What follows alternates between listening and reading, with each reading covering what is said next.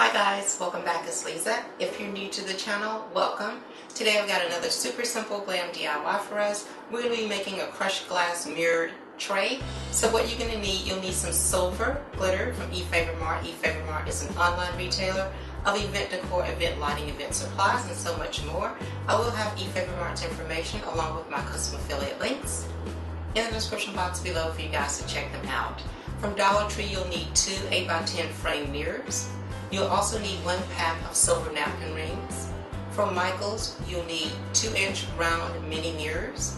You'll also need some crushed glass from Michael's. I don't have links for the mini mirrors or crushed glass. I purchased those inside the retail shop. Now, I'm going to be using both hot glue and tacky glue on this project. If you'd like to make any of the components permanent, please use something like E6000 or an epoxy bond, and that will help to make it permanent. These are the items that we'll need in order to complete this beautiful project. If I use any additional items, I will have those listed in the description box below for you as well. Let's get started.